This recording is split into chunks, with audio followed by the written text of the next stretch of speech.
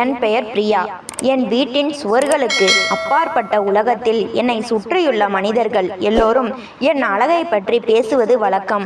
மகாலட்சுமி மாதிரி லட்சணமான பொண்ணு, அந்த பெரிய கண்ணும் பளிங்கு போன்ற நிறமும் யாருக்கும் அமையாது என்று தெருவில் செல்பவர்கள் கூட பாராட்டுவார்கள். ஆனால் அந்த புகழ்ச்சிகளை எல்லாம் விட என் மனதிற்கு மிக நெருக்கமானதும் எனக்கு பெருமை தந்ததும் ஒன்றே ஒன்றுதான். நான் என் அப்பாவின் செல்லப்பெண் என்பதுதான். எங்கள் குடும்பத்தில் நாங்கள் 3 பிள்ளைகள். மூத்தவள் அக்கா அகிலா, இரண்டாம் அவர் அண்ணன் ரவி, கடைசியாக நான். வீட்டில் அம்மாவுக்கோ அக்காவுக்கோ என் மீது எப்போதாவது கோபம் வந்து சத்தம் போட்டால் கூட அப்பா ஓடோடி வந்து எனக்கு கேடயமாக நின்று விடுவார். என் சின்ன பொண்ணை யாராவது ஏதாவது சொன்னீங்க அப்புறம் எனக்கு கோபம் வந்துடும் என்று செல்லமாக கண்டிப்பார். அப்பாவின் அந்த ஒரு வார்த்தை போதும் என் மனதில் இருக்கும் பயமெல்லாம் பறந்து போக, அவர் கையை பிடித்து கொண்டு நடக்கும்போது இந்த உலகத்தையே வென்றுவிட்டது போன்ற ஒரு தைரியம் எனக்குள் இருக்கும். நாட்கள் தன் பாட்டில் நகர்ந்தன. அண்ணனுக்கும் அக்காவுக்கும் அடுத்தடுத்து திருமண ஏற்பாடுகள் நடந்தன. ஒரே மேடையில் இல்லாவிட்டாலும் சில மாத இடைவெளியில் இருவருக்கும் கோலாகலமாக திருமணம் முடிந்தது. அக்கா புகுந்த வீட்டிற்கு சென்று விட்டாள். அண்ணன் ரவிக்கு திருமணமாகி என் அண்ணி வீட்டிற்குள் காலடி எடுத்து வைத்தாள். திருமண கலவரங்கள் முடிந்து சொந்தங்கள் பலரும் இன்னும் எங்கள் வீட்டிலேயே தங்கியிருந்த ஒரு மாலை நேரம் அது. அன்று வீடே உறவினர்களின் பேச்சினாலும் சிரிப்பினாலும் உயிர்ப்புடன் இருந்தது. நான் சமையலறைக்கு சென்று அனைவருக்கும் சுட சுட தேநீர் போட்டு அதை ஒரு தட்டில் எடுத்துக்கொண்டு ஹாலை நோக்கி வந்தேன். வரவேற்பறையின் வாயிலை தாண்டும் முன் அங்கே அமர்ந்திருந்த சொந்தக்கார பெரியம்மா ஒருவருக்கும் என் அம்மாவுக்கும் இடையே நடந்த பேச்சு என் காதில் விழுந்தது. ஏண்டி காமாட்சி, மூத்த பொண்ணுக்கும் பையனுக்கும் நல்லபடியா முடிச்சிட்ட, சின்ன பொண்ணு பிரியாவுக்கும் நல்ல வயசு வந்தாச்சு, லட்சணமா வேற இருக்கா, அவளுக்கும் கையோட ஒரு நல்ல வரனை பார்த்து முடிச்சிட வேண்டியது தானே, அப்புறம் ஏன் தள்ளி போடுற என்று அந்த பெரியம்மா கேட்டார். அதற்கு என் அம்மா மிக சாதாரணமான அதே சமயம் அலட்சியமான தொனியில் அளித்த பதில் என் காலடிகளை அப்படியே உறைய வைத்தது. இப்போதைக்கு பிரியாவுக்கு கல்யாணம் பண்ண முடியாதுக்கா, இன்னும் 4-5 வருஷத்துக்கு அந்த பேச்சே வேண்டாம். மூத்தவளுக்கு கல்யாணம் ஆகி புகுந்த வீட்டுக்கு போயிட்டா, இப்போ இவளையும் கட்டி கொடுத்துட்டா வீட்டில் இருக்கிற எல்லா வேலையையும் யார் செய்கிறது? சமையல், துணி துவைக்கிறதுன்னு எனக்கு ஒத்தாசையா வீட்டில் ஒரு ஆள் வேண்டாமா? அதனால இவ கல்யாணத்தை பற்றி அப்புறம் பார்த்துக்கலாம். அம்மா அந்த வார்த்தைகளை மிக சுலபமாக சொல்லிவிட்டு அடுத்த விஷயத்திற்கு நகர்ந்து விட்டார். ஆனால் தேநீர் தட்டை பிடித்திருந்த என் கரங்கள் நடுங்க தொடங்கின. என் இதயத்தை யாரோ கூர்மையான கத்தியால் குத்துவது போல் இருந்தது. கண்களில் நீர் முட்ட தேநீர் தட்டை பக்கத்தில் இருந்த மேஜை மீது வைத்துவிட்டு யாருடைய கண்ணிலும் படாமல் என் அறைக்கு ஓடினேன். கதவை பூட்டிக்கொண்டு கட்டிலில் விழுந்து அழுதேன். என் மனதில் முதல் முறையாக அம்மா மீது மாபெரும் கசப்பும் ஆத்திரமும் பொங்கி வந்தது. நான் இந்த வீட்டின் மகளா அல்லது கூலி இல்லாத ஒரு வேலைக்காரியா? என் அக்காவுக்கு ஒரு வாழ்க்கை அமைத்து கொடுத்த அம்மாவுக்கு என் எதிர்காலத்தை பற்றிய கவலை இல்லையா? என்னை வேலைக்காரி போல வீட்டிலேயே முடக்கி வைக்க நினைக்கிறாரே என்ற எண்ணங்கள் என்னை சித்திரவதை செய்தன. அன்று என் மனதில் விழுந்த அந்த விரிசல் என் இயல்பான சிரிப்பையும் சந்தோஷத்தையும் பற்றி கொண்டது. ஆனால் அம்மா காட்டிய அந்த சுயநலம் வரப்போகும் பெரும் புயலின் சிறு துளிதான் என்பதை நான் அப்போது அறிந்திருக்கவில்லை. அந்த சம்பவம் நடந்து சில நாட்களிலேயே எங்கள் குடும்பத்தின் விதியை சுழன்றடிக்க செய்த அந்த மாபெரும் பேரிடர் நிகழ்ந்தது. அன்று வழக்கம் போல் விடிந்த காலை பொழுது எங்கள் வாழ்வின் இருண்ட இரவாக மாறும் என்று யாருமே எதிர்பார்க்கவில்லை.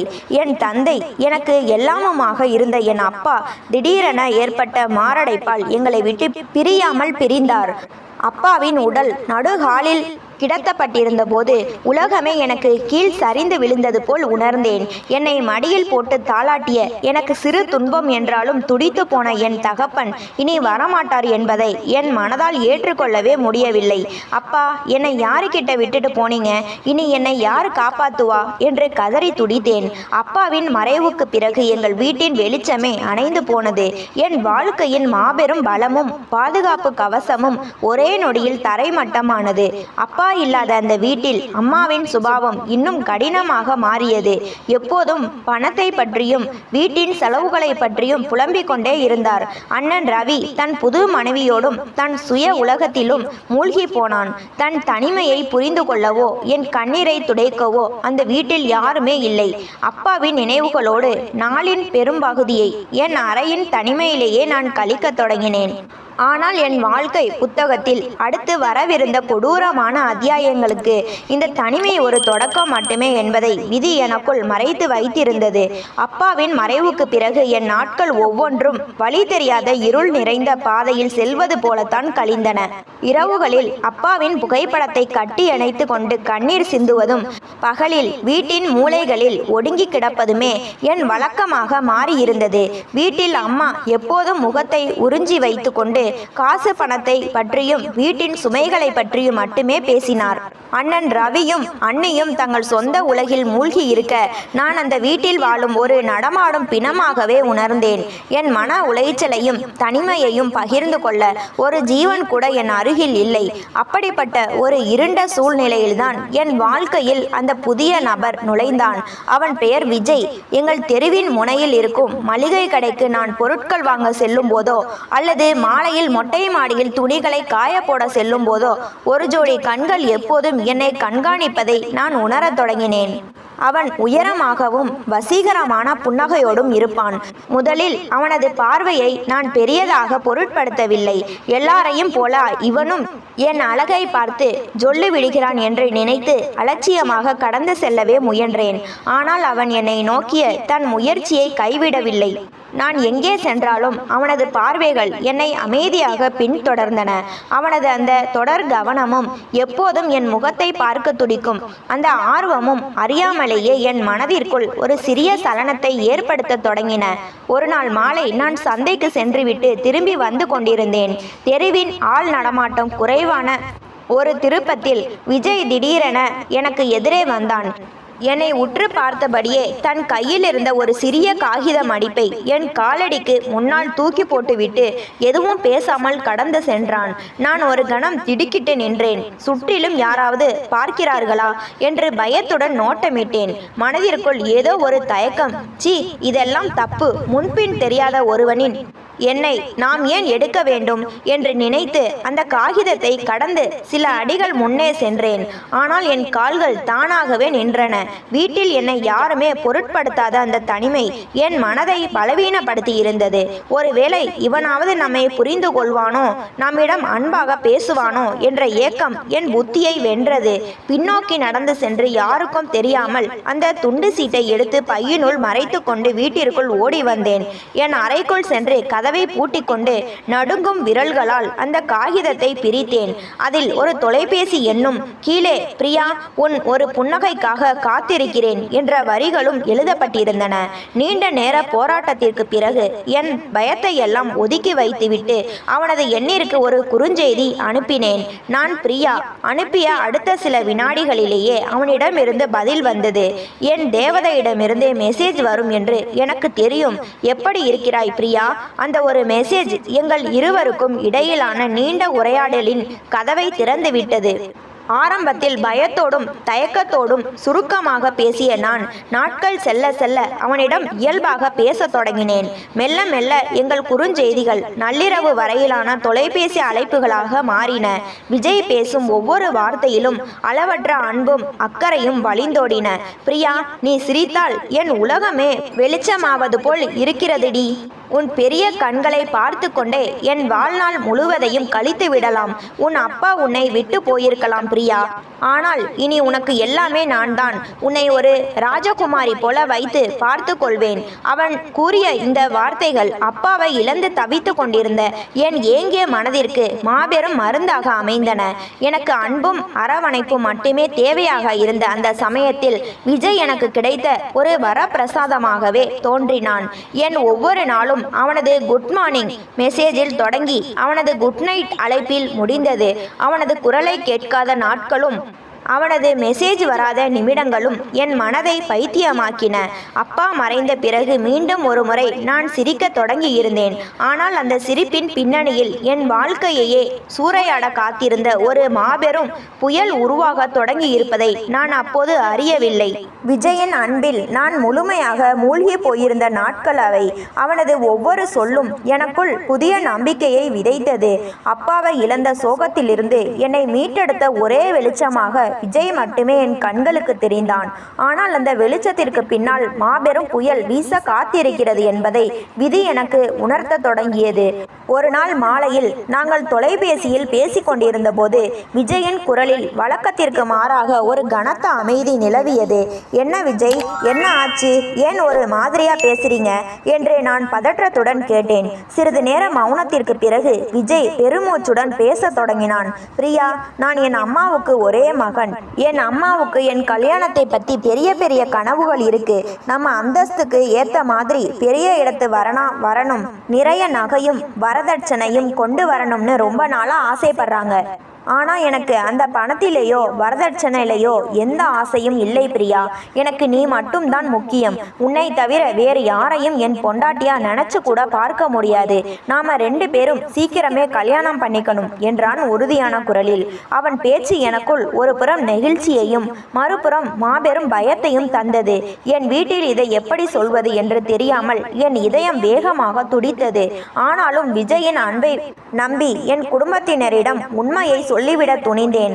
அன்று இரவு அண்ணனும் அண்ணியும் ஹாலில் அமர்ந்திருக்க அம்மா சமையலறையில் வேலை செய்து கொண்டிருந்தார். நான் மிகுந்த தைரியத்தை வரவழைத்து கொண்டு நடுங்கும் குரலில் பேசத் தொடங்கினேன். அம்மா, அண்ணே, நான் உங்ககிட்ட ஒரு விஷயம் சொல்லணும். எல்லாரும் என்னை நிமிர்ந்து பார்த்தனர்.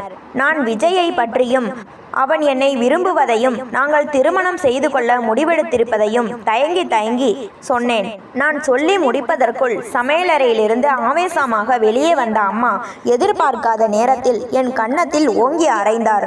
பலார் என்ற அந்த அறையின் சத்தம் அந்த அறையையே உலுக்கியது. என் தலை சுற்றி வீழ்வது போல் இருந்தது.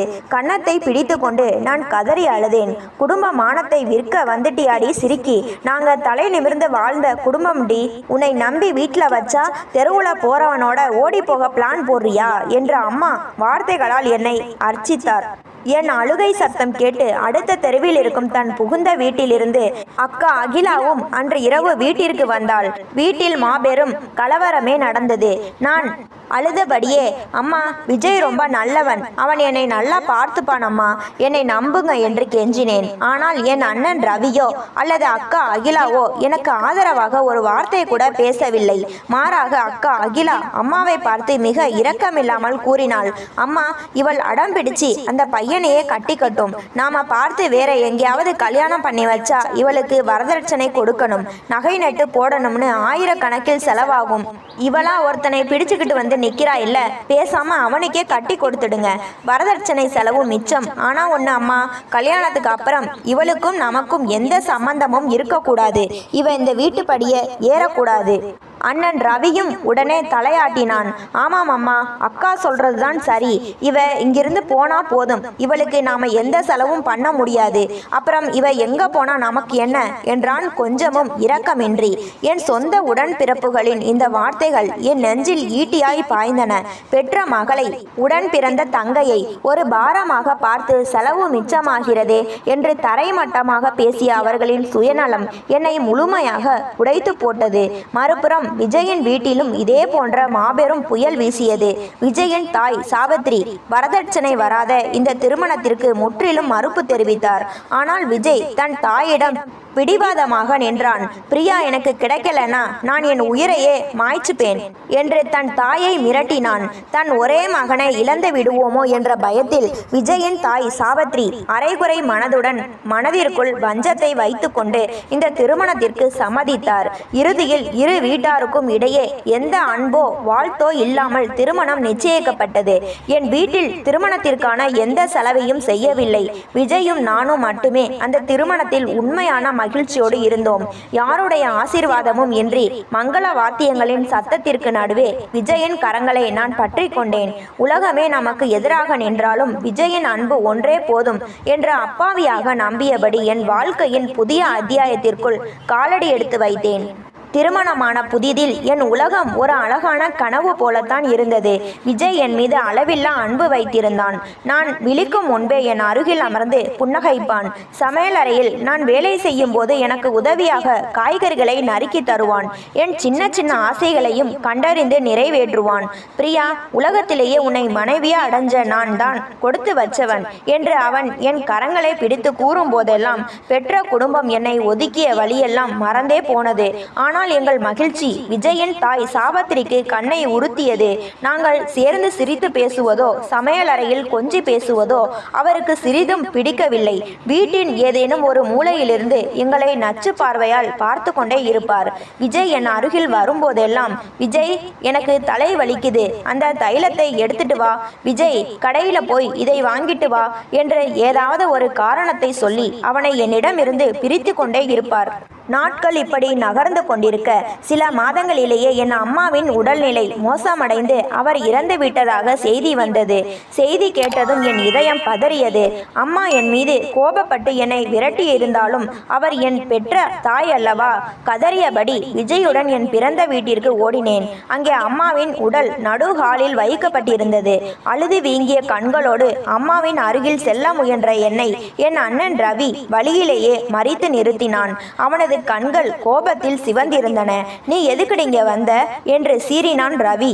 அண்ணே, அம்மாவை பார்க்கணுன்னே, கடைசியா ஒரே ஒரு தடவை என்று நான் கதறினேன். தேவையில்லை, வாழும் போதும் நீ அம்மாவை நிம்மதியா வாழ விடல. செத்த அப்புறமாவது அம்மா நிம்மதியா போகட்டும். உன்னை நாங்க அன்னைக்கே ஒதுக்கிட்டோம். இன்னைக்கு அம்மா இறப்போட உனக்கும் இந்த குடும்பத்துக்கும் இருந்த கடைசி சொந்தமும் செத்து போச்சு. இனிமேல் இந்த வீட்டு பக்கம் தலை வச்சு கூட படுக்காதே. உனக்கும் நமக்கும் இருக்கிற உறவு இதோட முடிஞ்சது என்று கத்தியவன் அம்மாவின் முகத்தை கூட பார்க்க விடாமல் என்னை வாசலிலேயே வைத்து தள்ளி கதவை ஓங்கி அடைத்தான். என் அக்கா அகிலாவும் அமைதியாக நின்று வேடிக்கை பார்த்தாலே தவிர என்னை உள்ளே அழைக்க ஒரு வார்த்தை கூட பேசவில்லை. பெத்த தாயின் இறுதி முகத்தை கூட பார்க்க முடியாமல் சொந்த அண்ணனால் தெருவில் தள்ளப்பட்டு நின்ற என் நெஞ்சம் வெடித்து சிதறியது. விஜய் என்னை தாங்கி பிடித்து தேற்றி வீட்டிற்கு அழைத்து வந்தான்.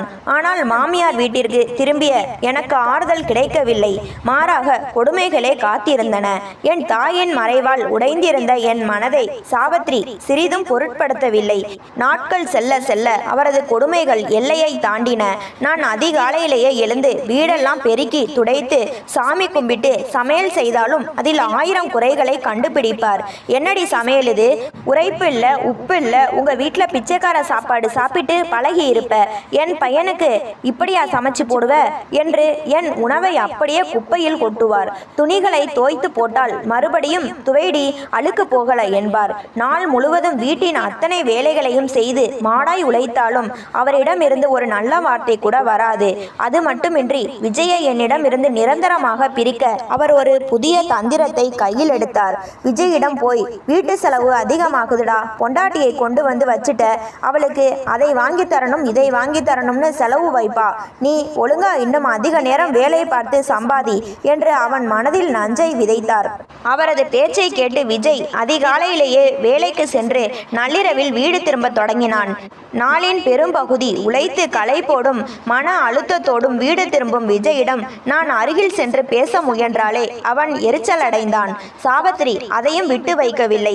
விஜய் வீட்டிற்கு வந்ததும் அவனிடம் தனியாக சென்று, உன் பொண்டாட்டி நாள் முழுக்க வீட்டில் சும்மா தான் இருக்கா, என்னை மதிக்கிறதே இல்லை, நான் ஏதாச்சும் சொன்னா எதிர்த்து பேசுறா என்று இல்லாததையும் பொல்லாததையும் சொல்லி அவனை கிளப்பி விட்டார். முன்பெல்லாம் என் சுண்டு விரலில் காயம் பட்டாலும் துடித்து போகும் விஜய் இப்போது தாயின் பேச்சை கேட்டுக்கொண்டு என்னிடம் சண்டை போட தொடங்கினான். அம்மா உன்கிட்ட என்னடி கேட்டாங்க? வயசானவங்க ஏதாச்சும் சொன்னா பொறுமையா போக மாட்டியா? நாள் முழுக்க கஷ்டப்பட்டு உழைச்சிட்டு வரேன், வீட்டுக்கு வந்தா நிம்மதியா ஒரு கப் டீ தர்றியா? எப்ப பார்த்தாலும் மூஞ்சியை தூக்கி வச்சுக்கிட்டே இருக்க என்று என் மீது கத்த தொடங்கினான். நான் எவ்வளவோ எடுத்து சொல்லியும் அம்மா பொய் சொல்ல மாட்டாங்க என்று விஜய் என் பேச்சை மறுத்தான். காதலித்த போது என் அழகையும் குணத்தையும் புகழ்ந்த அதே விஜயின் வாயிலிருந்து இப்போது கசப்பான வார்த்தைகள் மட்டுமே வந்தன. கொஞ்சம் கொஞ்சமாக அவன் என்னிடமிருந்து விலகி செல்வதையும் அவனது போலி அன்பு கரைந்து காணாமல் போவதையும் கண்டு என் இரவுகள் கண்ணீரிலேயே மூழ்கி போயின. எங்கள் திருமணமாகி ஓராண்டு நிறைவடைந்தது. ஆரம்பத்தில் நாங்கள் கண்ட கனவுகளும் பகிர்ந்து கொண்ட அன்பும் இப்போது வெறும் நினைவுகளாக மட்டுமே எஞ்சி இருந்தன. அதே நேரத்தில் சாவித்திரியின் வெறுப்பும் கோபமும் அடுத்த கட்டத்திற்கு நகர்ந்தன. எங்கள் திருமண வாழ்வின் முதல் ஆண்டில் எங்களுக்கு குழந்தை பாக்கியம் உண்டாகவில்லை என்பதை சுட்டிக்காட்டி என் மாமியார் என்னை சொல்லம்புகளால் வதைக்கத் தொடங்கினார். தினமும் காலையில் நான் விழிப்பதிலிருந்தே அவரது நச்சு வார்த்தைகள் வீடெங்கும் ஒலிக்கும். வரதட்சணையும் கொண்டு வரல, இந்த வீட்டு வம்சத்தையும் வளர்க்கல, எந்த மூதேவி நேரம் என் வீட்டுக்குள்ள காலடி எடுத்து வச்சாலோ என் பையன் தலையெழுத்து இவ்வளோ போய் கட்டிக்கிட்டு சீரழிகிறான், சொந்தக்காரங்க முன்னாடி தலை நிமிர்ந்து நிற்க முடியல, மலடி பட்டத்தையும் சேர்த்து வாங்கி தரப்போறா என்று அண்டை வீட்டார் கேட்கும் அளவுக்கு உறக்க தூற்றுவார். அவர் எரியும் ஒவ்வொரு வார்த்தையும் என் நெஞ்சில் ஈட்டியாய் தைத்தது. அத்தை, கடவுள் புண்ணியத்துல எல்லாம் நல்லபடியா நடக்கும் என்று நான் அமைதியாக சொன்னால் கூட நீ எனக்கு புத்தி சொல்றியாடி என்று கத்தி ஆர்ப்பாட்டம் செய்வார். முன்பெல்லாம் எனக்கு ஏதாவது ஒரு கஷ்டம் என்றால் ஓடோடி வரும் விஜய் இப்போது முற்றிலும் மாறி போயிருந்தான். நாள் முழுவதும் வேலை செய்துவிட்டு சோர்வோடு வீடு திரும்பும் அவன் என் பக்க நியாயங்களை கேட்க கூட தயாராக இல்லை. நான் கண்ணீருடன் அவனிடம் மாமியாரின் கொடுமைகளை பற்றி பேச முயன்றால் அவன் என் கரங்களை தட்டிவிட்டான். போதும் நிறுத்து பிரியா, வீட்டுக்கு வந்தா நிம்மதியா இருக்க விடுறியா? அம்மா வயசானவங்க ஏதோ ஆதங்கத்துல 4 வார்த்தை சொல்லுவாங்க, அதை போய் பெருசு பண்ணிக்கிட்டு என்கிட்ட வந்து புலம்பாத. அவங்க சொல்றதுலையும் நியாயம் இருக்கத்தானே செய்யுது. நம்ம கல்யாணமாகி 1 வருஷமாச்சு, இன்னும் ஒரு நல்ல செய்தி கூட இல்லை என்று தாயின் பக்கமே நின்று என்னை ஒதுக்கி வைத்தான். விஜயின் இந்த மாற்றம் என்னை உள்ளுக்குள் முழுமையாக உடைத்து போட்டது. என் தாய் வீடும் கதவை அடைத்து விட்டது. கட்டிய கணவனும் தாயின் பேச்சை கேட்டு விலகி நிற்கிறான். நான் வாழும் இந்த வீட்டில் எனக்கு எந்த உரிமையும் ஆதரவும் இல்லை என்ற கசப்பான நிஜம் என்னை சுட்டரித்தது. ஆனாலும் ஏதோ ஒரு நம்பிக்கையில் என்றாவது ஒரு நாள் விஜய் என்னை மீண்டும் புரிந்து கொள்வான், மாமியாரும் என்னை ஏற்றுக்கொள்வார் என்ற எண்ணத்தில் அத்தனை கொடுமைகளையும் சகித்து கொண்டு சமையலறையிலும் வீட்டு வேலைகளிலும் என் ஆயுளை கரைத்து கொண்டிருந்தேன். அன்று ஒரு நாள் காலை நேரம் வழக்கம் போல் வீட்டில் ஒருவித அமைதியின்மை நிலவியது. மாமியார் சாவித்திரி என் அருகில் வந்து, ஏய், பையில பணத்தை வச்சிருக்கேன், உடனே போய் சந்தைக்கு போய் காய்கறி வாங்கிட்டு வா, மெதுவாகவே வராத, சீக்கிரம் ஓடி வா என்று அதிகாரமாக உத்தரவிட்டார்.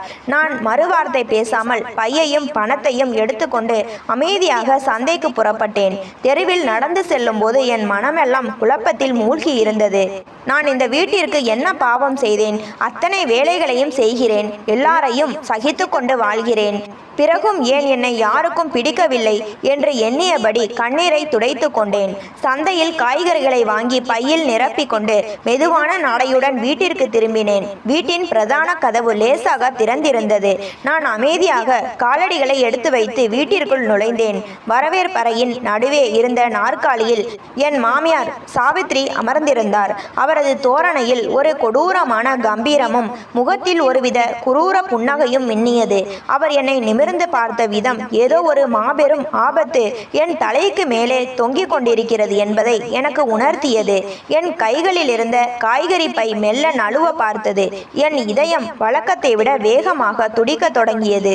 வீட்டிற்குள் நுழையும் போதே என் மாமியார் சாவித்திரியின் முகத்தில் தெரிந்த அந்த கொடூரமான கம்பீரம் என் அடிவயிற்றில் பயத்தை ஏற்படுத்தியது. கையில் காய்கறி பையோடு நான் திகைத்து நிற்க அவர் மேஜை மீது இருந்த ஒரு வெள்ளை நிற கோப்பை எடுத்து என் முகத்திற்கு நேராக ஓங்கி தூக்கி போட்டார். இந்த காகிதத்துல கையெழுத்து போட்டுட்டு உன் துணிகளை எடுத்துக்கிட்டு என் வீட்டை விட்டு உடனே ஓடி போடி என்று வீடே அதிரும் வண்ணம் கத்தினார். அவரது பேச்சை கேட்டு என் கால்கள் நடுங்கத் தொடங்கின. கையில் இருந்த காய்கறி பை கீழே நழுவி விழுந்தது. மெதுவாக கீழே குனிந்து நடுங்கும் கரங்களால் அந்த பத்திரங்களை எடுத்தேன். அதில் பெரிய எழுத்துக்களில் பொறிக்கப்பட்டிருந்த வார்த்தையை பார்த்ததும் என் தலை சுற்றி வீழ்வது போல் இருந்தது. அது விவாகரத்து பத்திரம். நம்ப முடியாமல் காகிதங்களை மீண்டும் மீண்டும் படித்தேன். என் கண்கள் இருளடைந்தன. பத்திரத்தின் கடைசி பக்கத்தில் நான் என் உயிராக நேசித்த விஜயின் கையெழுத்து தெளிவாக பொறிக்கப்பட்டிருந்தது. இது விஜய் கையெழுத்தா? இல்ல, இருக்கவே முடியாது. விஜய் என்கிட்ட ஒரு வார்த்தை கூட சொல்லலையே. என்னை விட்டுட்டு அவனால வாழ முடியாதுன்னு சொன்னானே, இது பொய்யா இருக்கும் என்று நான் கதறி அழுதேன். பதற்றத்துடன் என் பையிலிருந்து தொலைபேசியை எடுத்து விஜயின் எண்ணிற்கு அழைத்தேன். ரிங் சென்று கொண்டே இருந்தது. அவன் போனை எடுக்கவே இல்லை. மீண்டும் மீண்டும் அழைத்தேன். 5வது முறை அழைத்தபோது போன் சுவிட்ச் ஆஃப் செய்யப்பட்டது. என் உலகம் ஒரே நொடியில் தரைமட்டமானது. இது ஏதோ தற்செயலாக நடந்ததல்ல. என்னை வீட்டை விட்டு வெளியேற்ற அவர்கள் முன்பே திட்டமிட்டு நடத்திய சதி என்பது எனக்கு மெல்ல புரிய தொடங்கியது. நான் காய்கறி வாங்க சென்ற அந்த குறுகிய நேரத்தை பயன்படுத்தி விஜய் வீட்டிலிருந்து விலகி சென்று விட்டான். என் முகத்தை பார்த்து பேசக்கூட அவனுக்கு தைரியமும் நேர்மையும் இல்லை. மாமியார் சரஸ்வதி என் கண்ணீரை கண்டு இரக்கப்படவே இல்லை. மாறாக நச்சரிப்புடன் என் அறைக்குள் சென்று அலமாரியில் இருந்த என் சில புடவைகளையும் பொருட்களையும் ஒரு சிறிய பையில் அடைத்து கொண்டு வந்து என் முகத்திற்கு நேராக வீசி எறிந்தார். அழுது நாடகம் ஆடாதடி, விஜயே உன்னை வேண்டாம்னு முடிவெடுத்து கையெழுத்து போட்டுட்டான். வரதட்சணையும் இல்லாம ஒரு குழந்தையும் பெத்து கொடுக்காம என் பையன் வாழ்க்கையை பாழாக்கியது போதும். இனிமே இங்க ஒரு நிமிஷம் நின்ன மரியாதையே இருக்காது, போ வெளியே என்று என் கையை பிடித்து வெளியே தள்ளினார். நான் என் திருமண படத்தை பார்த்தபடி கதறி அழுதேன். அத்தை, விஜய் வரட்டும், அவன் கிட்ட ஒரே ஒரு தடவை பேச விடுங்க, என் தப்பு என்னன்னு கேட்கணும் என்று கெஞ்சினேன். ஆனால் அவர் இரக்கமின்றி என் முகத்திற்கு நேராக கதவை ஓங்கி பூட்டினார். மருமகளாக 1000 கனவுகளோடு காலடி எடுத்து வைத்த அதே வீட்டிலிருந்து வெறும் ஒரு துணி பையோடு ஒரு அனாதையை போல தெருவுக்கு விரட்டப்பட்டேன். தெருவில் செல்பவர்கள் என்னை விசித்திரமாக பார்க்க எங்கே செல்வது, யாரை அணுகுவது என்று தெரியாமல் கண்ணீருடன் தெருவில் நடக்க தொடங்கினேன்.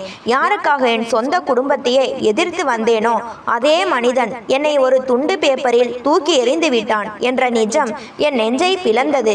கையில் இருந்த சிறிய துணி பையையும் உடைந்த என் இதயத்தையும் சுமந்து கொண்டு தெருவில் தள்ளாடி நடந்தேன்.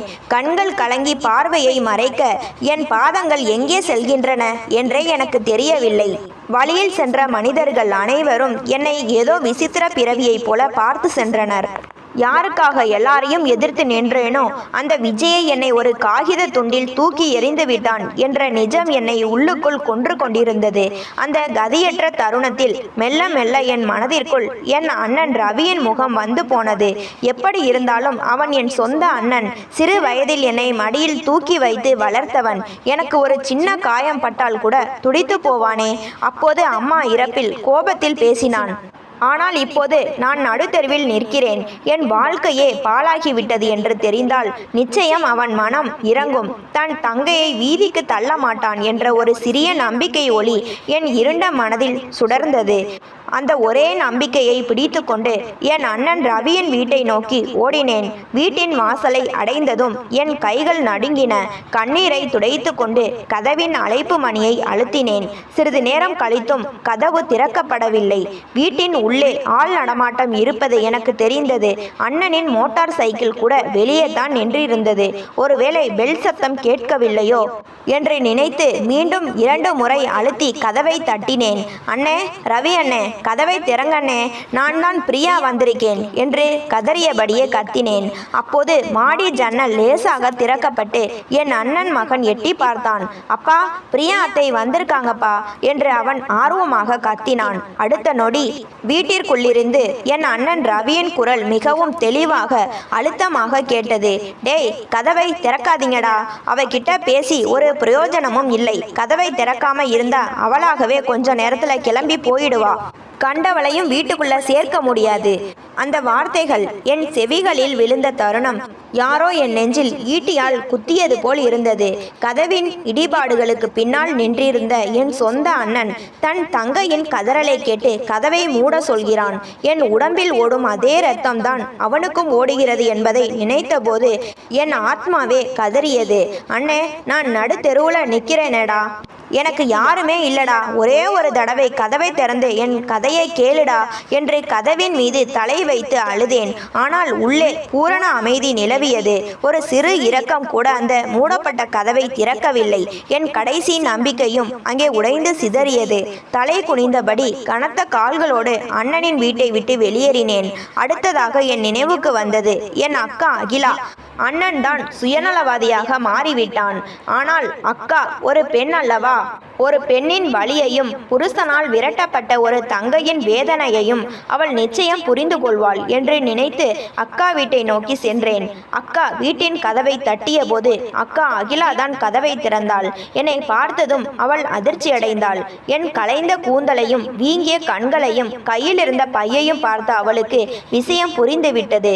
அக்கா என்று கதறியபடி அவள் தோளில் சாய்ந்து அழுதேன். விஜயின் துரோகத்தையும் விவாகரத்து பத்திரத்தையும் மாமியார் விரட்டி அடித்ததையும் விவரித்தேன். அக்காவின் கண்கள் கலங்கின. ஐயோ பிரியா, உனக்கு இப்படி ஒரு நிலைமையா? சரி சரி, உள்ள வா, முதல்ல தண்ணி குடி என்று என் கையை பிடித்து உள்ளே அழைக்க முயன்றாள். ஆனால் அந்த நிம்மதி சில வினாடிகள் கூட நீடிக்கவில்லை. சமையல் அறையிலிருந்து வெளியே வந்த அவளது கணவர் என்னை அங்கே பார்த்ததும் கோபத்தில் கொந்தளித்தார். என்ன நடக்குது இங்க? இவ எதுக்கு இங்க வந்தா என்று அக்காவிடம் கத்தினார். மச்சான், பிரியாவை அவ புருஷன் விவாகரத்து கொடுத்து வீட்டை விட்டு துரத்திட்டாராம். பாவம், எங்க போவா? 2 நாள் இங்க இருக்கட்டும் என்று அக்கா கெஞ்சினாள். முடியவே முடியாது என்று என் அத்தான் உரிமினார். தன் இஷ்டத்துக்கு கல்யாணம் பண்ணிக்கிட்டு குடும்ப மானத்தை வாங்கியவ இவ இப்போ புருஷனால் துரத்தப்பட்டு வந்து நிக்கிறா. இவளை என் வீட்டில் வச்சுக்கிட்டா ஊர் உலகம் என்னை பார்த்து சிரிக்கும். இவளுக்கு செலவு செய்ய நான் தயாரா இல்லை. மரியாதையா இவளை வெளியே போக சொல்லு, இல்லனா நான் 2 பேரையும் வீட்டை விட்டு துரத்திடுவேன் என்று இரக்கமில்லாமல் கத்தினார். அக்கா தன் கணவரை எவ்வளவோ சமாதானப்படுத்த முயன்றும் அவர் கேட்கவில்லை. அக்காவின் முகத்தில் இருந்த பயத்தையும் சுயமரியாதையற்ற நிலையையும் பார்த்த எனக்கு அதற்கு மேல் அங்கே நிற்க மனமில்லை. என் அக்காவின் குடும்பத்தில் என் பொருட்டு ஒரு புயல் வீசுவதை நான் விரும்பவில்லை. வேண்டாம் அக்கா, நீ அத்தான் கூட நிம்மதியா இரு, என் விதியை நான் பார்த்துக்கிறேன் என்று அக்கா கையை பிடித்து அழுதபடி அவளது வீட்டை விட்டும் வெளியேறினேன். அக்கா கதறி அழுதபடி பின்னாடி வந்தாலும் அவளது கணவர் அவளை தடுத்து கதவை மூடினார். இரவு மெல்ல நகரத் தொடங்கியது. தெரு விளக்குகளின் வெளிச்சத்தில் வெறிச்சொடிய சாலையின் ஓரத்தில் அமைக்கப்பட்டிருந்த ஒரு சிமெண்ட் பெஞ்சில் போய் அமர்ந்தேன். பெற்ற தாய் இறந்து விட்டாள். கூட பிறந்த அண்ணனும் அக்காவும் கதவை முகத்தில் அடிச்சு பூட்டி விட்டனர். உயிராக நேசித்து கரம் பிடித்த கணவனோ ஒரு காகிதத்தில் என்னை அனாதையாக ஆக்கிவிட்டு ஓடி ஒளிந்து கொண்டான். சுற்றிலும் ஆயிரம் மனிதர்கள் வாழும் இந்த மாபெரும் நகரத்தில் தலை சாய்க்க ஒரு துண்டு நிழல் கூட இன்றி நடு தெருவில் முற்றிலும் ஆதரவற்ற அனாதையாக நின்றேன். என் கண்கள் அப்பாவின் முகத்தை தேடி வானத்தை பார்த்து இடைவிடாது கண்ணீர் சொரிந்தன. இரவின் அடர்ந்த இருள் என்னை சூழ்ந்து கொள்ள தெருவின் ஓரத்தில் இருந்த அந்த சிமெண்ட் பெஞ்சில் சுருண்டு அமர்ந்திருந்தேன். நள்ளிரவு காற்று என் உடலை நடுங்க வைத்தது. ஆனால் அதைவிட கொடூரமான குளிராக என் சொந்தங்களின் துரோகம் என் மனதை உறைந்து போக செய்திருந்தது. இனி இந்த உலகில் எனக்கு என்று யாருமே இல்லை, வாழ வேண்டிய அவசியமும் இல்லை என்ற எண்ணம் மேலோங்க கண்களில் இருந்து கண்ணீர் ஓய்வின்றி வழிந்து கொண்டிருந்தது. அப்பா, என்னை ஏன் இப்படி தனியா தவிக்க விட்டுட்டு போனீங்க? என்னையும் உங்க கூடவே அழைச்சிட்டு போயிருக்க கூடாதா என்று மனதிற்குள் கதறி கொண்டிருந்தேன். அப்போது என் தலைக்கு மேலே ஒரு நிழல் விழுந்தது. மெதுவான கனிவான ஒரு குரல் என் சிந்தனையை கலைத்தது. என்னம்மா, இந்த நடுநிசியில தனியா உட்கார்ந்து அழுதுகிட்டு இருக்க? என்ன ஆச்சு? நான் பயத்துடன் நிமிர்ந்து பார்த்தேன். வெளுத்த தலைமுடியும் புடவையின் முந்தானையை தோளில் அனைத்து போர்த்தியபடி முகத்தில் அளவில்லாத கருணையோடும் தாய்மையோடும் ஒரு முதியவர் நின்று கொண்டிருந்தார். அவர் கண்கள் என்னை கண்டு பரிதாபப்பட்டன. முதலில் ஏமாற்றங்களையும் துரோகங்களையும் மட்டுமே பார்த்திருந்த என் மனம் அவரை நம்ப மறுத்தது. பயத்தில் உடலை இன்னும் குறுக்கி கொண்டு பதற்றத்துடன் கீழே பார்த்தேன். என் பயத்தை புரிந்து கொண்டவர் போல அவர் மெதுவாக என் அருகில் அமர்ந்தார். தன் சுருங்கிய கரங்களால் என் தலைமுடியை அன்போடு கோதிவிட்டார். பயப்படாதம்மா, நான் உனக்கு எந்த கெடுதலும் செய்ய மாட்டேன். என் பேரு லட்சுமி அம்மாள். இந்த தெரு வழியா போகும்போது உன்னை பார்த்தேன். ரொம்ப நேரமா இங்கேயே அழுகிற போல இருக்கு. உனக்கு என்ன கஷ்டம்னு என்கிட்ட சொல்லுமா, என்னால் முடிஞ்ச உதவியை செய்கிறேன் என்றார். அவளது குரலில் இருந்த அந்த ஆத்மார்த்தமான தாய்மை என் மனதின் அத்தனை பூட்டுகளையும் உடைத்தது. என் அடக்கி வைத்த துயரம் வெடித்து சிதறியது. கட்டிய கணவன் விவாகரத்து பத்திரத்தை கொடுத்து விரட்டி அடித்தது. பெற்ற தாய் மறைந்தது. கூட பிறந்த அண்ணனும் அக்காவும் கதவை அடைத்து நடுத்தெருவில் நிறுத்தியது என என் வாழ்வின் அத்தனை கொடூரமான பக்கங்களையும் அவரிடம் அழுது கொண்டே கொட்டி தீர்த்தேன்.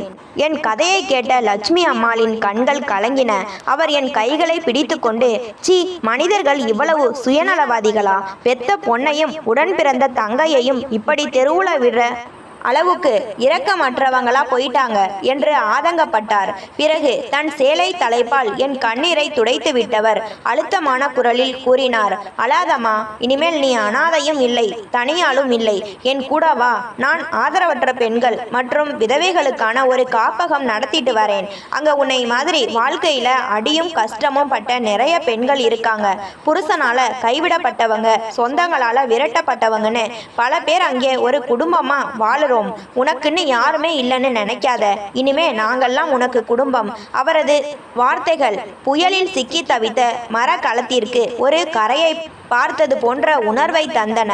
நன்றியுடனும் கண்ணீருடனும் தலையசைத்தேன். அவர் என்னை அன்போடு தன் காரில் அழைத்து சென்று ஆசிரமத்திற்கு சென்றார். நகரின் அமைதியான ஒரு பகுதியில் அந்த ஆசிரமம் அமைந்திருந்தது. ஆசிரமத்திற்குள் நுழையும் போது அங்கே ஒருவித அமைதியும் நிம்மதியும் நிலவியதை உணர்ந்தேன். அங்கே பல பெண்கள் இருந்தனர். சிலர் முதியவர்கள், சிலர் என்னை போன்ற இளம் பெண்கள். ஆனால் அவர்கள் ஒவ்வொருவரின் கண்களுக்கு பின்னாலும் ஏதோ ஒரு பெரிய சோக கதை மறைந்திருப்பதை என்னால் உணர முடிந்தது. லட்சுமி அம்மாள் அங்கிருந்த பெண்களிடம் என்னை அறிமுகப்படுத்தினார். இவதான் பிரியா. இனிமேல் இவளும் நம்ம குடும்பத்துல ஒருத்தி. இவளை பத்திரமா பார்த்துக்கோங்க என்றார். அங்கிருந்த பெண்கள் யாரும் என்னை ஒரு அந்நியராக பார்க்கவில்லை. மாறாக தங்கள் சொந்த தங்கையை போல அரவணைத்து கொண்டனர். ஒரு அக்கா எனக்கு குடிக்க வெதுவெதுப்பான தண்ணீரை கொண்டு வந்தார். இன்னொரு அம்மா எனக்கு அணிய சுத்தமான மாற்று துணிகளை தந்தார். பல நாட்களாக என் தொண்டைக்குள் இறங்காத உணவை அன்று இரவில் அவர்கள் எனக்கு அன்போடு பரிமாறினர். சுத்தமான ஆடை அணிந்து வயிறார உணவருந்திய பிறகு அங்கிருந்த ஒரு சிறிய கட்டிலில் படுத்தேன். கடந்த சில நாட்களாக பயத்திலும் கண்ணீரிலும் நடு தெருவிலும் அலைந்து திரிந்த என் உடலும் மனமும் மாபெரும் சோர்வடைந்திருந்தன. ஆனால் அன்று அந்த ஆசிரமத்தின் கூரையின் கீழ் லட்சுமி அம்மாளின் அரவணைப்பில் முதல் முறையாக என் மனதிற்குள் ஒரு மாபெரும் நிம்மதியும் பாதுகாப்பும் ஏற்பட்டது. நம் சொந்த பந்தங்கள் கைவிட்டாலும் மனிதநேயம் இன்னும் செத்து போகவில்லை என்ற நம்பிக்கையுடன் என் கண்கள் மெல்ல உறக்கத்தில் மூழ்கின. ஆசிரமத்தில் என் நாட்கள் மெல்ல மெல்ல மாறத் தொடங்கின. தொடக்கத்தில் என் மனதை ஆக்கிரமித்திருந்த கணவனின் துரோகமும் சொந்தங்களின் இரக்கமற்ற புறக்கணிப்பும் என்னை மீளா துயரில் ஆழ்த்தியிருந்தாலும் ஆசிரமத்தின் அமைதியான சூழலும் அங்கிருந்த பெண்களின் அன்பும் என் காயங்களுக்கு மருந்தாக அமைந்தன. நினைவுகளிலேயே மூழ்கி அழுது கொண்டிருப்பதை தவிர்க்க என்னை ஏதேனும் ஒரு வேளையில் பிஸியாக வைத்து கொள்ள முடிவெடுத்தேன். லட்சுமி அம்மாளின் வழிகாட்டுதலில் ஆசிரமத்தில் நடக்கும் தையல் பயிற்சி வகுப்புகளில் கலந்து கொண்டு தையல் கலை கற்றேன்.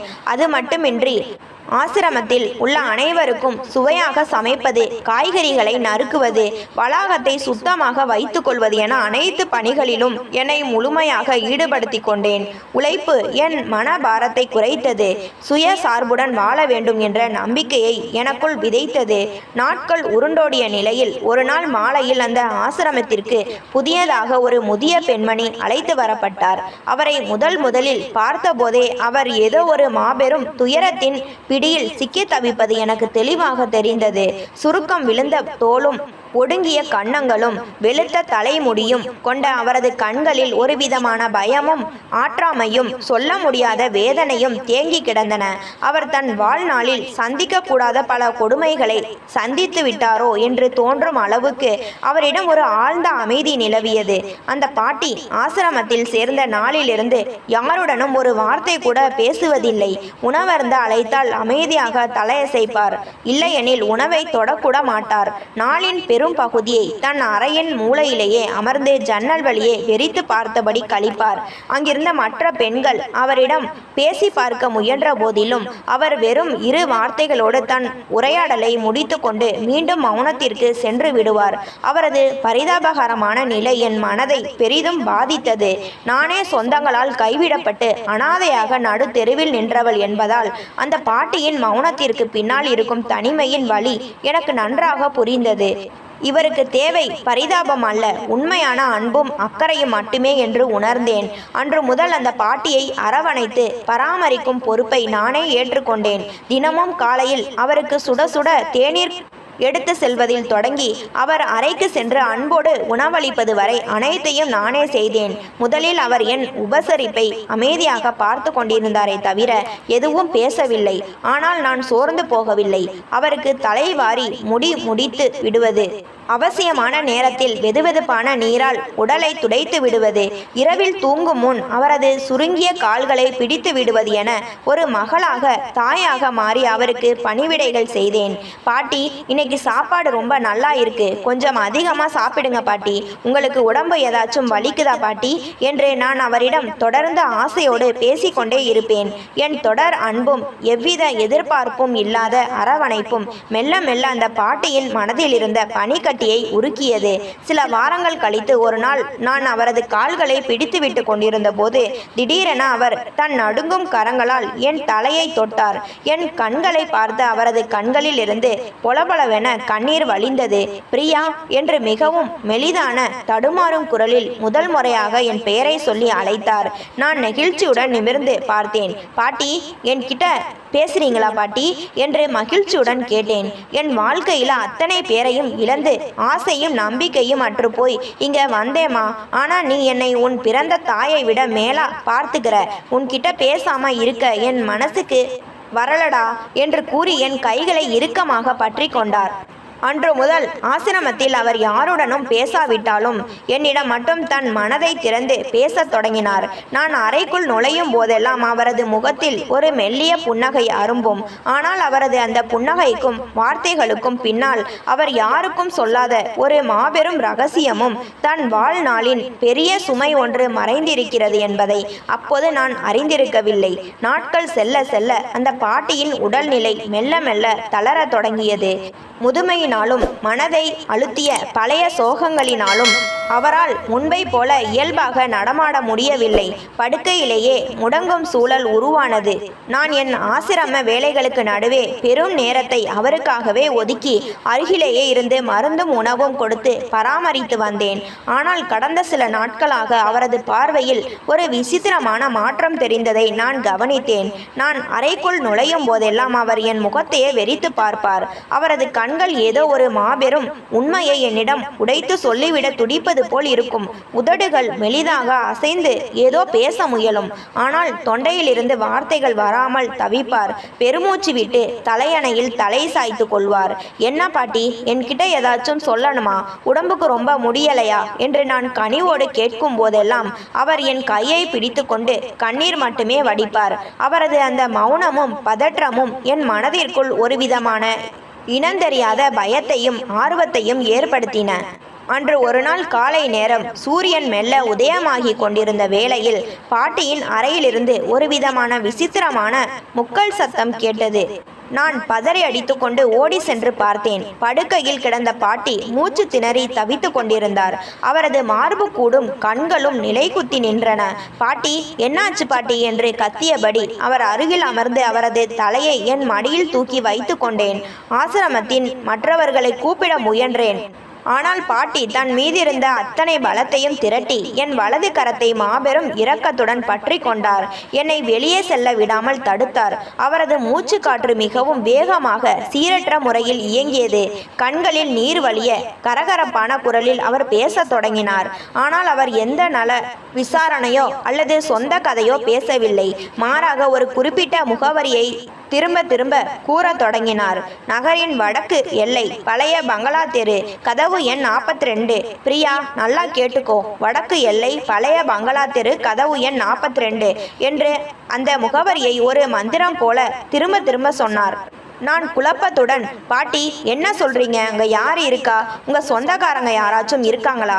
நான் போய் கூட்டிட்டு வரவா என்று பதற்றமாக கேட்டேன். பாட்டி என் கேள்விகளுக்கு பதில் சொல்லவில்லை. தன் நடுங்கும் இடது கையால் தன் சட்டையின் உள்பை களத்தில் கையை விட்டார்.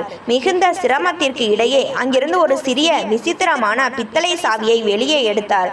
அந்த சாவி சாதாரண பூட்டுகளின் சாவியைப் போல இல்லாமல் பழங்காலத்து வேலைப்பாடுகளுடன் சற்றே வித்தியாசமாக இருந்தது. அந்த சாவியை என் உள்ளங்கையில் வைத்து என் விரல்களை பலமாக மூடினார். இந்த சாவி, பிரியா, அந்த முகவரி, நீ போகணும், உனக்காகத்தான், எல்லாம் உனக்காகத்தான் என்று கரகரத்த குரலில் துண்டு துண்டாக பேசினார். பாட்டி என்ன சொல்றீங்க? எனக்கு ஒண்ணுமே புரியல பாட்டி என்று நான் அழுதேன். ஆனால் பாட்டியால் அதற்கு மேல் பேச முடியவில்லை. அவரது கண்கள் மேலும் அகல விரிந்தன.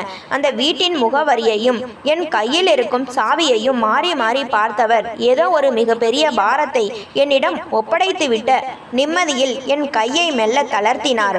அவரது மூச்சு திணறல் உச்சத்தை அடைந்தது. என் மடியில் கிடந்த பாட்டியின் தலை மெல்ல சரிந்தது. என்னை இறுக்கமாக பற்றியிருந்த அவளது விரல்கள் தளர்ந்து கீழே விழுந்தன. அவளது கண்கள் திறந்தபடியே இருக்க மூச்சு காற்று முற்றிலுமாக நின்று போனது.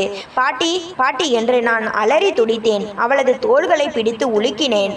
ஆனால் என்னிடம் பேசுவதற்கோ அந்த புதிரான முகவரியை மீண்டும் சொல்வதற்கோ அவள் இந்த உலகத்தில் இல்லை. இறக்கும் தருவாயில் தன் கடைசி கணங்களில் ஒரு மாபெரும் இரகசியத்தை என் கைகளில் ஒப்படைத்துவிட்டு அவள் எப்போதும் இல்லாத அமைதியுடன் நிரந்தரமாக கண்ணீரை துறந்துவிட்டாள். என் அலறல் சத்தம் கேட்டு லட்சுமி அம்மாளும் ஆசிரமத்தின் மற்ற பெண்களும் ஓடி வந்தனர். பாட்டியின் உடலை பார்த்து அனைவரும் கண்ணீர் விட்டு அழுதனர்.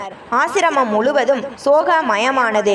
அடுத்த சில மணி நேரங்களில் காவல்துறைக்கும் உள்ளூர் அதிகாரிகளுக்கும் தகவல் தெரிவிக்கப்பட்டு பாட்டியின் பின்னணி குறித்த விசாரணைகள் தொடங்கின. ஆசிரமத்தின் ஆவணங்களையும் காவல்துறை நடத்திய விசாரணைகளையும் ஆய்வு செய்தபோது ஒரு அதிர்ச்சிகரமான உண்மை தெரிய வந்தது. அந்த பாட்டிக்கு இந்த உலகத்தில் சொந்தம் என்று சொல்லிக்கொள்ள வாரிசுகளோ பிள்ளைகளோ இரத்த பந்தங்களோ யாருமே இல்லை. முற்றிலும் அனாதையாகவே அவள் ஆசிரமத்தில் சேர்க்கப்பட்டிருந்தாள். அந்த உண்மை என் மண்டையை வெடிக்க செய்தது. யாருமே இல்லாத ஒரு முதியவர் இறக்கும் தருவாயில் ஏன் அந்த முகவரியை திரும்ப திரும்ப சொல்ல வேண்டும்? இந்த விசித்திரமான சாவியை ஏன் என் உள்ளங்கையில் திணித்துவிட்டு உயிர் துறக்க வேண்டும்? எல்லாம் உனக்காகத்தான் என்று அவள் சொன்ன வார்த்தைகளின் அர்த்தம் என்ன? அந்த பழைய பங்களாவிற்கும் எனக்கும் என்ன சம்பந்தம்? இப்படி 1000 கேள்விகள் என் மனதை குடைந்து எடுத்தன. பாட்டியின் இறுதி சடங்குகளை ஆசிரமத்தின் சார்பாக லட்சுமி அம்மாளும் நாங்களும் செய்து முடித்தோம். அன்று இரவு ஆசிரமத்தில் அனைவரும் தூங்கிய பிறகு நான் என் கட்டிலில் அமர்ந்து ஜன்னல் வழியே நிலவை பார்த்து கொண்டிருந்தேன். என் கைக்குள்ளே அந்த சாவி இருந்தது. பழங்காலத்து செதுக்கல் வேலைப்பாடுகளுடன் கனமான பித்தளையில் செய்யப்பட்டிருந்த அந்த சாவி ஏதோ ஒரு மாபெரும் இரகசியத்தின் பூட்டை திறக்க காத்திருப்பது போல் என் உள்ளங்கையை அழுத்தி கொண்டிருந்தது. இரவெல்லாம் என் கண்களுக்கு உறக்கம் வரவில்லை. கட்டிலில் புரண்டு புரண்டு படுத்தே நேரத்தை கழித்தேன். பாட்டி சொன்ன அந்த முகவரி வடக்கு எல்லை, பழைய பங்களா தெரு, கதவு எண் 42 என் காதுகளில் எதிரொலித்து கொண்டே இருந்தது. இது வெறும் மாயையா அல்லது என் வாழ்க்கையை மாற்றப் போகும் ஏதோ ஒரு சத்தியமா? எதுவாக இருந்தாலும் சரி, அந்த இடத்திற்கு நேரில் சென்று உண்மையை கண்டறியாமல் என் மனதிற்கு நிம்மதி கிடைக்கப் போவதில்லை என்று உறுதியாக முடிவெடுத்தேன். விடியற் காலை பொழுது புலர்வதற்கு முன்பே என் முடிவை நோக்கி நகர துணிந்தேன்.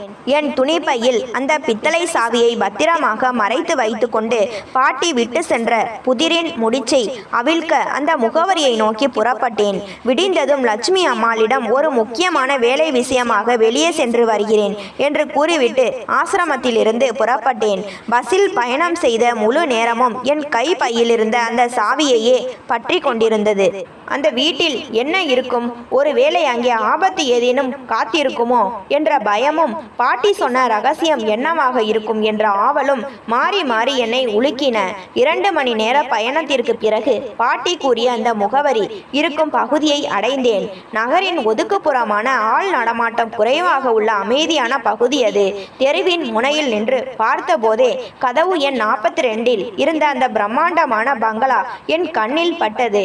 பழங்கால கட்டிடக்கலையில் கம்பீரமான தூண்களுடனும் உயர்ந்த மதில்களுடனும் கட்டப்பட்டிருந்த மாளிகை அது. ஆனால் பராமரிப்பின்றி செடி கொடிகள் மண்டி கிடந்தன. நான் மெதுவான காலடிகளுடன் பங்களாவின் வாசலை நெருங்கினேன். எனக்கு மாபெரும் அதிர்ச்சி காத்திருந்தது. அந்த பெரிய பங்களாவின் பிரதான இரும்பு கதவு பூட்டப்பட்டிருக்கவில்லை. மாறாக லேசாக திறந்தே இருந்தது. என் இதயம் வேகமாக துடிக்கத் தொடங்கியது. சுற்றிலும் யாராவது இருக்கிறார்களா என்று பார்த்தேன். தெருவே வெறிச்சோடி போயிருந்தது. மிகுந்த தைரியத்தை வரவழைத்து கொண்டு பிரதான கதவை தள்ளி திறந்து கொண்டு வீட்டிற்குள் காலடி எடுத்து வைத்தேன். வீட்டிற்குள் நுழைந்ததும் என் கண்கள் கண்ட காட்சி என்னை அச்சுறுத்தியது. அவ்வளவு பெரிய பங்களாவின் வரவேற்பறை முழுவதும் பொருட்கள் சிதறி கிடந்தன. விலை உயர்ந்த மர சோபாக்கள் தலைகீழாக கவிழ்க்கப்பட்டிருந்தன. சுவரில் தொங்கிய புகைப்படங்கள் உடைக்கப்பட்டு தரையில் கிடந்தன. அலமாரிகள் அனைத்தும் திறக்கப்பட்டு அதிலிருந்த காகிதங்களும் கோப்புகளும் வீடு முழுவதும் விசிறி அடிக்கப்பட்டிருந்தன. யாரோ ஒருவரோ அல்லது கும்பலோ அந்த வீட்டின் மூளை முடுக்கெல்லாம் தீவிரமாக தேடி எதையோ அள்ளிக்கொண்டு போக முயன்றது போல தோற்றமளித்தது. பயத்தில் என் கால்கள் நடுங்கின. மெதுவாக ஒவ்வொரு அறைக்கும் சென்று பார்த்தேன். சமையலறை, படுக்கை அறைகள், மேல் மாடி என அனைத்து இடங்களிலும் அதே கோர தாண்டவம் தான் நடந்திருந்தது. பொருட்கள் அனைத்தும் கலைந்து கிடந்தனவே தவிர பாட்டி ஏன் என்னை இங்கு அனுப்பினார் என்பதற்கான எந்த தடயமும் எனக்கு கிடைக்கவில்லை.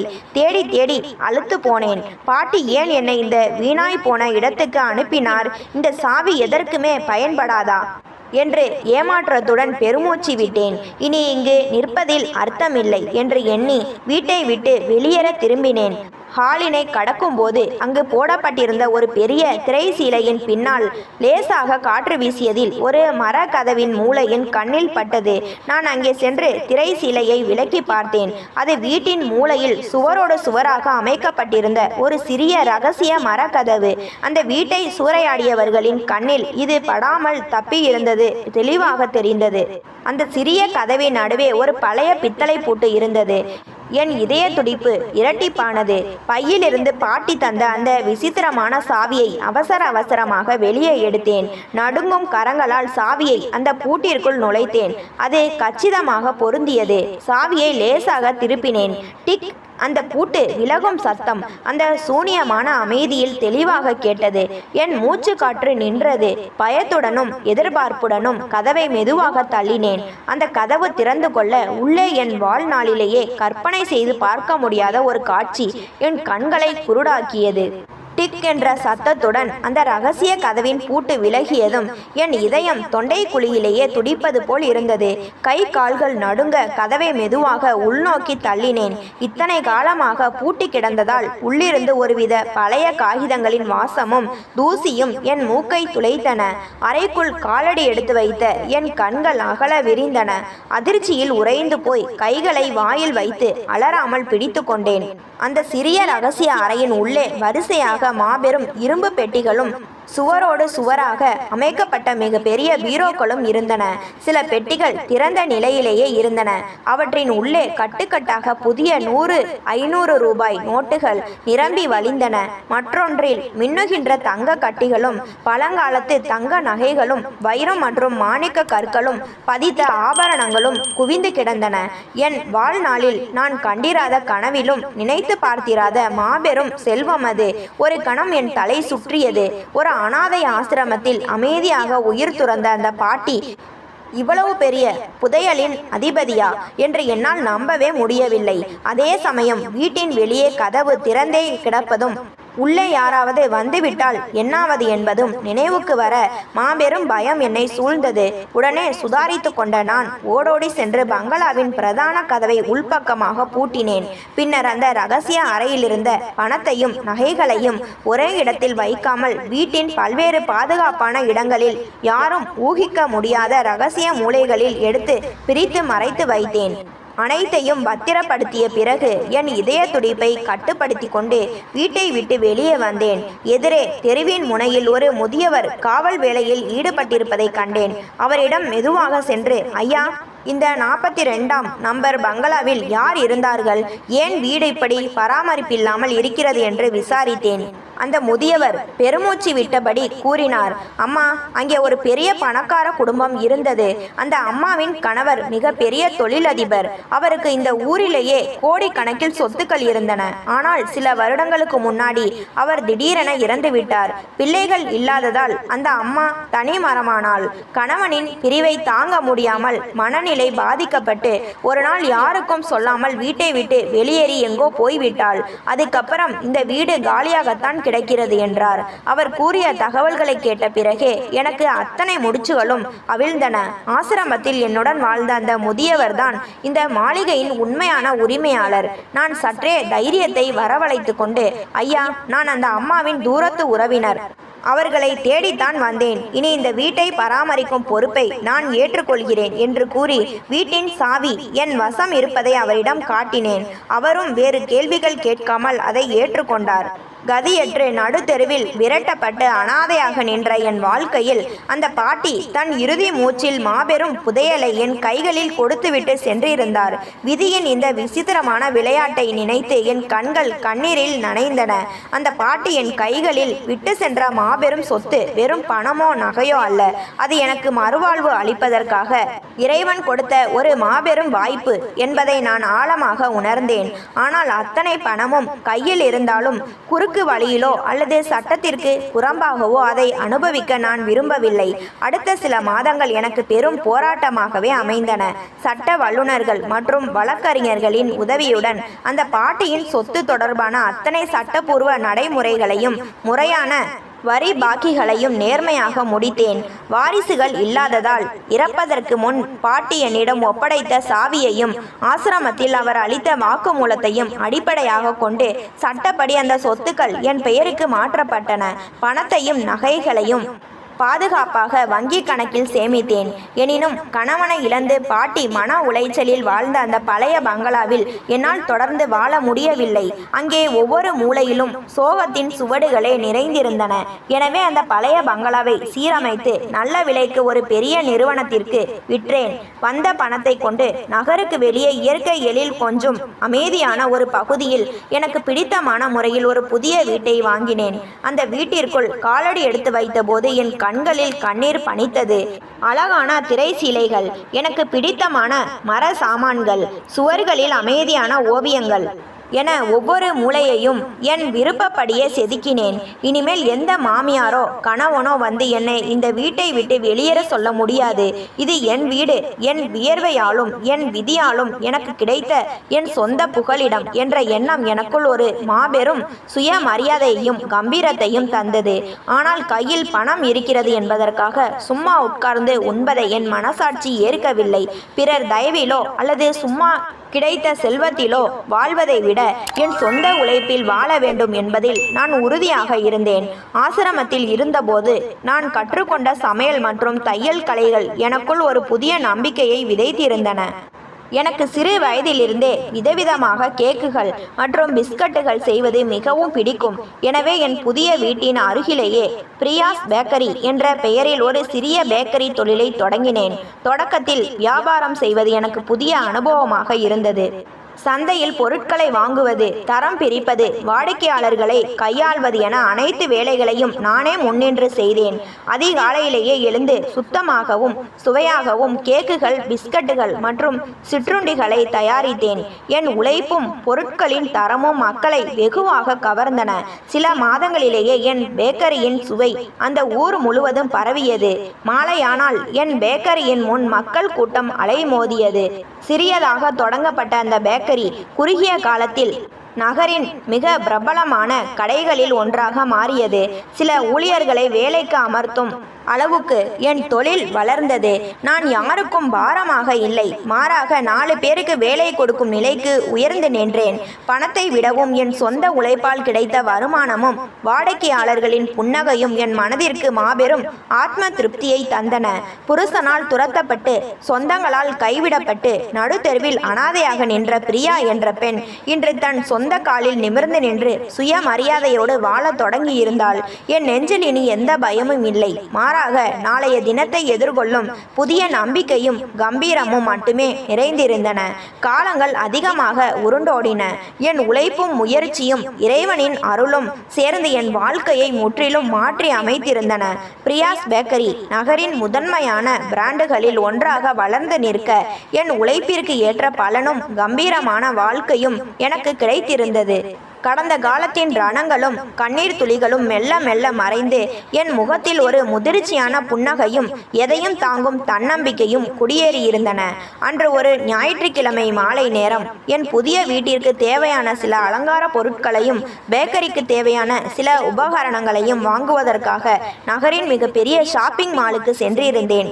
பொருட்களை வாங்கி முடித்துவிட்டு பல பைகளை ஏந்தியபடி மாலின் பிரதான வாயிலை கடந்து திறந்தவெளி பார்க்கிங் பகுதியை பகுதியில் நிறுத்தப்பட்டிருந்த என் சொந்த காரை நோக்கி நடந்து வந்து கொண்டிருந்தேன். அப்போது எனக்கு எதிரே சில அடிகளுக்கு அப்பால் ஒரு நபர் நின்று கொண்டிருந்தார். திடீரென என் கால்கள் தானாகவே நின்றன. எதிரே நின்றிருந்த அந்த நபரை பார்த்ததும் என் இதயத்தில் ஒரு நொடி மெல்லிய அதிர்வு. அது வேறு யாருமல்ல, என் சொந்த அண்ணன் ரவி. கடந்த சில வருடங்களில் அவனது தோற்றத்தில் முதுமையின் சுவடுகள் தெரிந்தன. கையில் சில சாதாரண பைகளுடன் சோர்வான முகத்தோடு அவன் நின்று கொண்டிருந்தான். அதே நேரத்தில் அவன் பார்வையும் என் மீது விழுந்தது. முதல் சில வினாடிகள் அவனால் என்னை அடையாளம் காணவே முடியவில்லை. அவனது கண்கள் என்னை மேலும் கீழும் பார்த்தன. அவன் மனக்கண்ணில் வீற்றிருந்த பிரியா வேறு. அழுது வடிந்தபடி கலைந்த கூந்தலோடு அண்ணன் வீட்டின் மூடிய கதவுக்கு வெளியே நின்று கதவை திறடா என்று கதறி துடித்த ஒரு பரிதாபகரமான பெண். தெருவில் பிச்சை எடுத்து நாசமாய் போவாள், நம் கதவை அடைத்த பிறகு அனாதையாக செத்து போவாள் என்று அவன் நினைத்த அதே பிரியா இன்று அங்கே முற்றிலும் வேறு ஒரு அவதாரமாக நின்று கொண்டிருந்தாள். விலை உயர்ந்த கண்ணியமான ஆடை, நேர்த்தியாக வாரப்பட்ட கூந்தல், முகத்தில் அணுவளவும் பயமில்லாத கம்பீரம், கண்கள் முழுவதும் பிரகாசிக்கும் தன்னம்பிக்கை. அவனுக்கு உண்மை உரைக்க தொடங்கிய தருணத்தில் அவனது முகத்தில் தெரிந்த அதிர்ச்சியையும் பிரமையையும் வார்த்தைகளால் விவரிக்க முடியாது. அவனது வாய் லேசாக திறந்து கொள்ள கண்கள் அகல விரிந்தன. தன் தங்கையா இது என்று அவனால் நம்பவே முடியவில்லை. பிரியாவா இது என்று அவனது உதடுகள் முணுமுணுப்பதை என்னால் உணர முடிந்தது. அவன் தயங்கியபடியே என் அருகில் வந்து பேச ஒரு அடியை எடுத்து வைத்தான். ஒருவேளை தன் பழைய பிழைகளுக்காக மன்னிப்பு கேட்க நினைக்கிறானா, அல்லது தங்கையின் இந்த மாபெரும் வளர்ச்சியை கண்டு உறவு கொண்டாட வருகிறானா என்பது எனக்கு தெரியாது. ஆனால் நான் அங்கே நிற்கவில்லை. அவனுக்காக என் கால்களை நான் முடக்க விரும்பவில்லை. அவன் அருகில் வந்தபோது அவனது கண்களை நேரடி பார்வையாக சந்தித்து என் உதடுகளில் ஒரு மெல்லிய கம்பீரமான புன்னகையை சிந்தினேன். அந்த புன்னகையில் கோபமோ பழிவாங்கும் எண்ணமோ இல்லை. மாறாக, நீ என்னை வீதிக்கு தள்ளினாய், ஆனால் நான் இன்று தலை நிமிர்ந்து நிற்கிறேன் என்ற மாபெரும் சுயமரியாதை மட்டுமே நிறைந்து வழிந்தது. அவனை கடந்து என் காரின் கதவை திறந்து பைகளை உள்ளே வைத்தேன். காரின் ஓட்டுநர் இருக்கையில் அமர்ந்து காரை ஸ்டார்ட் செய்து அவனை ஒரு முறை கூட திரும்பி பார்க்காமல் கம்பீரமாக புறப்பட்டேன். காரின் பின்வாங்கு கண்ணாடியில் பார்த்தபோது அவன் அதே இடத்தில் அதிர்ச்சியில் உறைந்து போய் நகர முடியாமல் நின்று கொண்டிருப்பது தெரிந்தது. காரை செலுத்தியபடி ஜன்னல் வழியே வீசிய தென்றல் காற்றை சுவாசித்தேன். என் கண்களில் லேசாக கண்ணீர் அரும்பியது. ஆனால் அது துயரத்தின் கண்ணீர் அல்ல, வெற்றி பெருமிதத்தின் கண்ணீர். உயிராக நேசித்த கணவன் ஒரு துண்டு சீட்டில் தூக்கி எறிந்த போது உடைந்தேன். பெற்ற தாய் மறைந்து சொந்த அண்ணனும் அக்காவும் முகத்தில் கதவை அடித்து பூட்டிய போது நிலை குலைந்தேன். ஆனால் உலகம் என் முன் அத்தனை கதவுகளையும் அடைத்த தருணத்தில் இறைவன் எனக்கு ஒரு புதிய ஒளிமயமான பாதையை காட்டினான். மனிதர்களின் போலி அன்பையும் பணத்திற்காக மட்டுமே ஆடும் உறவுகளையும் தாண்டி இன்று நான் என் சொந்த உழைப்பால், என் வியர்வையால், என் சுயமரியாதையால் ஒரு புதிய சாம்ராஜ்யத்தை கட்டி எழுப்பியிருக்கிறேன். இனி என் வாழ்க்கையை தீர்மானிக்கும் சக்தி வேறு யாருக்கும் இல்லை. விதியின் புயலில் சிக்கி உடைந்தாலும் துணிச்சலோடும் நம்பிக்கையோடும் போராடினால் எந்த ஒரு பெண்ணாலும் மீட்டெழுந்து தலை நிமிர முடியும் என்பதற்கு என் வாழ்க்கையே ஒரு சாட்சி. இன்று நான் முழுமையான மன நிறைவோடும் அளவில்லாத நிம்மதியோடும் கம்பீரமான சுயமரியாதையோடும் என் வாழ்க்கையை வாழ்கிறேன். நண்பர்களே, இந்த கதை உங்களுக்கு பிடிச்சிருந்தா மறக்காம லைக் பண்ணுங்க, ஷேர் பண்ணுங்க, கமெண்ட் பண்ணுங்க, மறந்து விடாமல் சப்ஸ்கிரைப் பண்ணுங்க.